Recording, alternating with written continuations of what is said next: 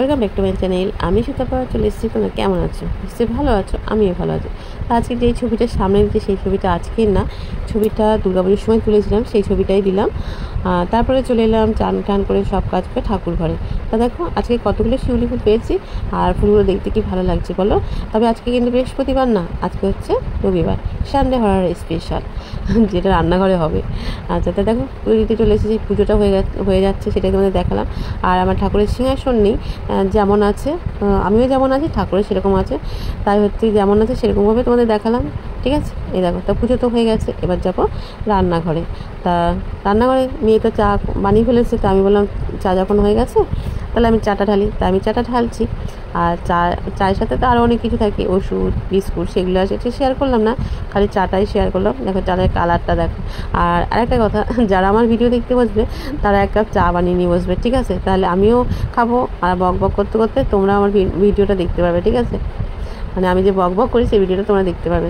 তা দেখো রাত্রেবেলা আটা কিছুটা বেঁচেছিল, মানে আটা ময়দা মিশিয়ে বাকি বেঁচেছিল, তার থেকে 4টে লেচি বানিয়ে নিলাম। আর তার সাথে নিলাম একটা চিজ, আর নিয়ে নিলাম এক টুকরো আলু, আর গ্রেট করবো বলে গ্রেটারটাও নিয়ে নিলাম। তারপরে দেখো চাটুবেন্ডি নিয়ে নিয়েছি, এবার একটা গোলাও নিয়ে নিয়েছি, সেটাকে সাদা তেলটা নিয়ে নিলাম, দিয়ে তারপরে হচ্ছে বেলে নিয়েছি।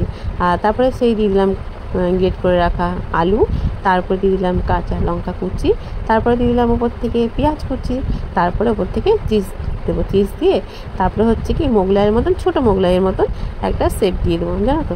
এর কী নাম হবে আমি জানি না, মনে হয়েছে খেতে হবে কিছু, বানিয়ে ফেলেছি, জানো তো? এ দেখো।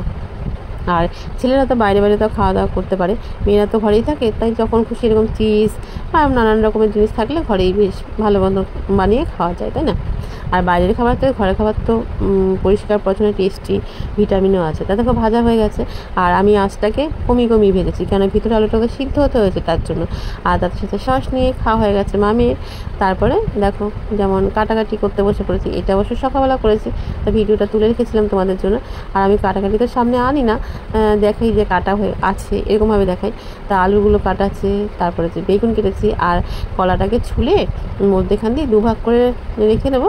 তারপরে দেখি কি রান্না করা যায়, যেটা মাথায় আসবে সেরকমভাবে রান্না করবো, তাই সেটাই দেখো। আর সকালবেলাতে এত ব্যস্ত জানো, এত ব্যস্ত, মানে চরকি পাকের মতো ঘুরতে হয়।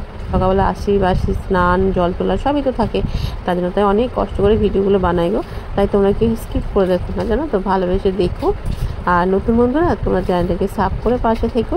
তাই দেখো কাটাকাটি তোমার হয়ে গেছে, এগুলো ধুয়ে তারপরে সবগুলো গুছিয়ে বাগিয়ে স্নান করে তারপরে তোমাদের সামনে আসি।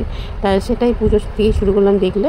তাই দেখো কাটা বাটা সব করে ধুয়ে রেখেছি, সেটা তোমাদের দেখালাম। আর প্রথমে তো ভাজাভাজিগুলোই করি, তাই বেগুনটাকে নুন হলুদ মাখিয়ে বেগুনটাকে ভেজে নেবো। আর যে ছোটো মোগলাই পরোটা ভেজেছিলাম সেটাতে তেল আছে, সাদা তেল, তাতেই বেগুনটা ভেজে নেবো, জানো তো? এই দেখো, তা আমি তো যেরকম করি সেরকমই তোমাদের দেখাই, ঠিক আছে? সে আলু ভাজা করলে আলু ভাজা দেখাই, বেগুন ভাজা করলে বেগুন ভাজা দেখাই, দেখো যেমন করি সেরকমই দেখাই, ঠিক আছে? তা দেখো কলাগুলো তখন দেখলে হাফ করে কেটেছিলাম, এখন রান্না করতে এসে মনে হলো যে একটুখানি তরকারি যখন, তাহলে বড় করে কেটে লাভ নেই, তাই ছোটো করে কাটি। তা আলু ভাজার মতন কেটে হলুদ দিয়ে ধুয়ে নিচ্ছি, ভালো করে ধোয়া আছে, হলুদ দিয়ে ধুলে কী হবে না, তরকারিটা কালো হবে না, তার জন্য। এই দেখো ধুয়ে তুলে নিয়েছে। আর বেগুন ভাজাটা তুলে নিয়েছে, ওই তেলের মধ্যেই দিয়ে দেবো সর্ষে, তেজপাতা আর শুকনো লঙ্কা ফোড়নে। তা ফোড়নটা হয়ে গেছে, দিয়ে দেবো কলাটা। এই তরকারিটা রান্না করতে কিছুই লাগে না। হ্যাঁ, যদি মনে করো চিংড়ি মাছ চাষ দেবে দিতে পারো, সমস্যা নেই, কিন্তু আমি এরকম সিম্পলভাবেই করি।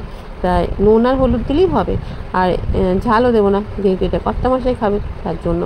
আর কর্তা মশাই ঝাল অতটা পছন্দ করে না, বুঝেছো? তাই না?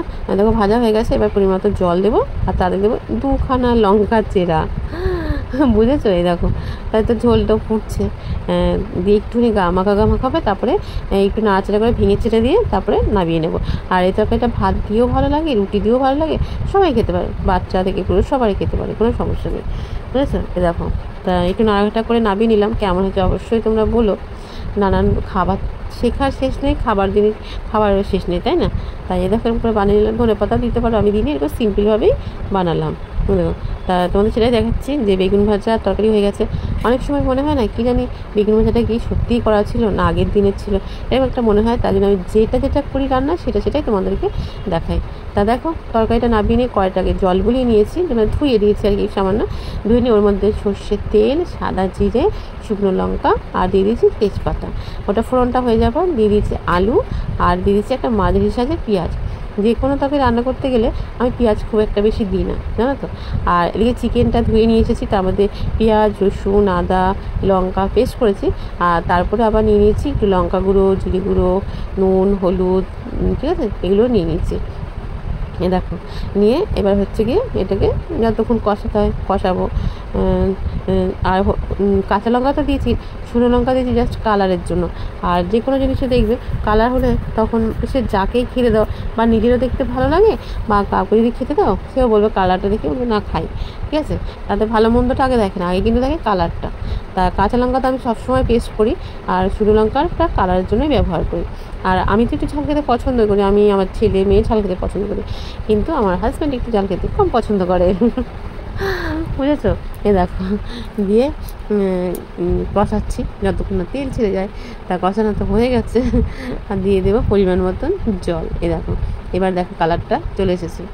আর তরকারিটা হয়ে গেলে আরও বেশি কালার চলে আসবে। আর আমি না যখন মিক্সিতে মশলা পেস্ট করি তখন ওর মধ্যে এলাচটা দিয়ে দিই, তাহলে কী হবে তো ওর সঙ্গে পেস্ট হয়ে যায়, তার জন্য। তো সব রান্নার পরে সবার লাস্টে দিয়েছি ভাতটা বসেছি, সেটা তোমাদের দেখেছি, ভাতটা নামিয়েছি সেটা তোমাদের দেখায়নি।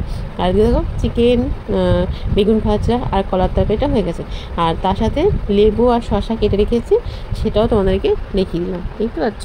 এই দেখো তারপরে ছেলে এসে আমার গায়ের মধ্যে দিবে এটা মাছ বলে আমার কোলের মধ্যে ছুঁড়ে দিয়েছে। আমি বলছি দাদা, আর ওকে কাছে কোলের মধ্যে ছুঁড়ে দিই, জানো। এবার আমি বলছি কালো পলিথিনে নিয়ে এসে কী জানি রবিবার বলে মাংস নিয়ে এসেছে। আমি বলছি মাংস তো রান্না হয়ে গেছে। এই বলছি এখন খুলে দেখি যে এরকম আম তেল আর 5 পিসালি আচার। ও ছোটো থেকে একটু টক খেতে ভালোবাসে, খেতে বসলে বলবে আচার আছে। তো প্রত্যেক বছর তারকেশ্বরটা সেখান থেকে নিয়ে আসে, তাই আমি বলছি নিয়ে আসবি, তাহলেই তো হবে। তারপর দেখো নিয়ে এসেছে, সেটা ঢেলে দিলাম। আর তারপর তোমাদের সামনে আসেনি খাওয়া দাওয়া, তারপরে কাজ, জানোই তো একটা সংসারে কত কাজ থাকে, সব কাজ করে আসেনি। রাতটাবেলা একবার এসেছি আটা ময়দা মিশিয়ে, আমি মাকে তোমাদেরকে আগেও বলেছি, আটা ময়দা নুন আর জল দিয়ে মেখে নিলাম। তারপর আর কি লেচি কেটে নিয়ে, আর আমাদের বাড়িতে তোমাদের বলেছি এর আগেও যে রুটিটা আমার খুব একটা ছোট হয় না, আমি রুটিটা করি একটু বড় যেন মানে আমাদের বাড়িতে ছেলে মেয়েদের কিছুই খেতে চায় না, জানো তো। ওই জন্য একটা খাবে একটাই খাবে, আর নেবে না, তার জন্য আমি সেই রকম করেই করি। দেখো তার জন্য নিয়ে নিচ্ছি 4 বেলনি, এবার রুটিটা বেলে নেবো, তারপরে ভেজে নেবো। আর তোমরা তো কি সুন্দর সবগুলো রুটি একসাথে তাওয়াতে বেলে নাও, তারপরে বেশ উল্টে পাল্টে নিয়ে তারপরে সেঁকে নাও। আর আমাদের বাড়িতে এরকম করে কেউ খায় না, জানো তো। আমাদের বাড়িতে এরকম করে একটা করে ভাজবো, এইরকমটা পছন্দ করে। আর তোমরা তো জানো যে আমি অনেক রাতে রুটি করি, কেননা সবাই দেরি করে আসে, তার জন্য এসে গরম খেতে পারে, এটাই আর কি। তা যেহেতু সানডে হওয়ার স্পেশাল, তার জন্য সানডের বাজারে চিকেন আর রুটি। তা কেমন হয়েছে ভিডিওটা অবশ্যই বলো।